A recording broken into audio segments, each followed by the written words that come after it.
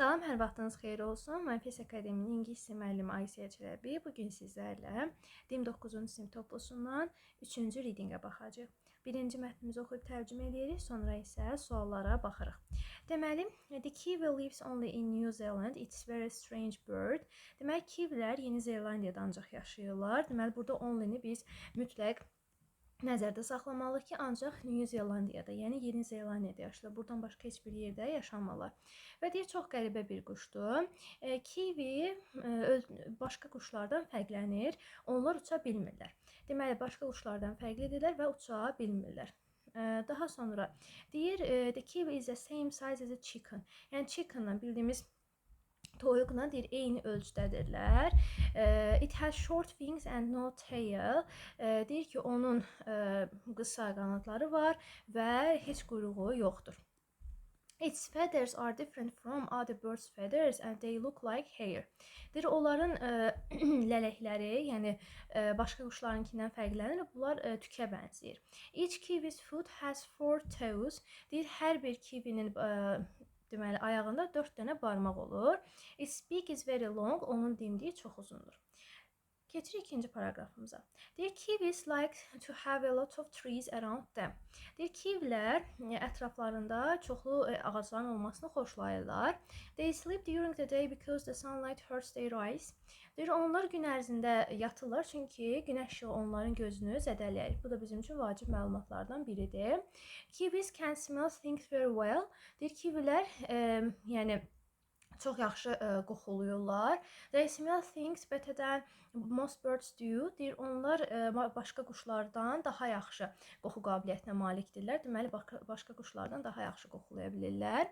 The kiwis eggs are very big. Kiwilərin yumurtaları çox böyük olur. These birds can live long, about 50 years. Deyir, bu quşlar uzun yaşayırlar, təqribən 50 il. They make holes in the forest floor to build their homes. Onlar deyir ki, öz evlərini yaratmaq üçün meşənin deməli, həmin o yatağında, yəni deşiklər düzəldir. Yəni onlar elə bil ki, həmin o yerlərdə yaşayırlar. Daha sonra the number of kiwis, yəni yuvaları olur elə. The number of kiwis has decreased lately. People do not often see them. Deyir, kivlərin sayı son vaxtlar azalıbdır və insanlar onları tez-tez görmürlər. The government says that people can't kill kiwis.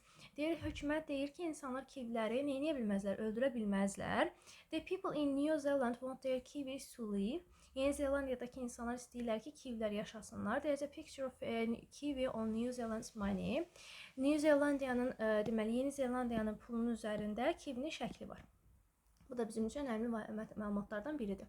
Deməli, baxırıq mətnimiz nə haqqında oldu? Mətnimiz Yeni Zelandiyada yaşayan kiwi quşları haqqında oldu ki, onlar yalnız orada yaşayırlar və çox qəribə quş növüdürlər. Deməli, birdə cavabımız olacaq A variantı. Niyə? Çünki an extraordinary bird of New Zealand düzgün cavabdır. Extraordinary-nin yeni mətninə strange veriblər. B-də Yeni Zelandiyadakı müxtəlif quş növlərindən danışılmır. Bir dənə kiwilərdən danışılır. Müxtəlif kiwi növlərinin həyat tərzindən danışılmır. D-də deyir ki, heç orada kiwilərin növlərindən söhbət getmədi. D-də kiwi quşunun maraqlı görünüşündən danışmadı, ancaq bu haqda deyildi. Və təkrar olmaz quşun yəni gözəl lələkləri bundan da danışmadı. Gedirik ikinci suala baxırıq. İkinci sualda səhv variantı tapmalıyıq. Deyir ki, kiwilərin həmin o lələkləri başqa quşlarınkindən eynidir, xeyr fərqli idi. Elə A variantı səhv olacaq. B-də deyir ki, kiwilərin sayı son vaxtlar azalıbdır. Bəli, bu düzdür. Kiwinin şəkli Yeni Zelandiyanın pulunun üzərində göstərilibdir, düzdür. İnsanlar kiwiləri qorumağa niyyətlidirlər, düzdür. Can atırlar, düzdür. Kiwilər Yeni Zelandiyada görünmür. Burada bəli deyirdi ki, artıq insanlar onları görə bilmirlər tez-tez. Daha sonra baxırıq nəyə? Üçüncü suala. Üçdə deyir ki, kiwiləri başqa quşlardan fərqli edən nədir? Onların məsəl üçün quyruqları yox idi, qanadları var idi və ya qoxuları çox yaxşı idi. Bunları misal üçün deyə bilər. Elə A variantı düzdür. They can smell things better. Onlar əşyaları, yəni ətrafındakı nesnələri daha yaxşı qoxuluyurlar. They can sleep in the sunlight. Onlar deyir, gün işığında yatırlar. Yəni bu onları sırf fərqləndirmirdi. C deyir ki, onların quyruğu daha sürətli Demək, onlar öz qruplarını daha sürətli hərəkət etdirə bilir. Bu haqqda məlumat yoxdur. Deyir ki, onlar ağaclarda evlərini düzəldilər. Bu da düzgün deyil. Elə bil ki, onlar torpaqda, yəni yuvalar qayırırdılar. They protect themselves the better. Onlar özlərini daha yaxşı qoruyurlar. Bu da düzgün deyil. Dördüncü suala baxırıq. 4-də deməli bizə deyir ki, the kiwi sleep during the day because kiwi quşları gün ərzində yatırlar. Niyə? Çünki günəş işığı onların gözlərinə ziyan vururdu. A-da deyir ki, onlar öz düşmənlərindən gizlənirlər. B-də deyir ki, onlar gecələr yalnız uçurlar. C-də deyir ki, onlar gecələr yalnız ovulurlar. Bu haqqda bizə məlumat verməyibdir.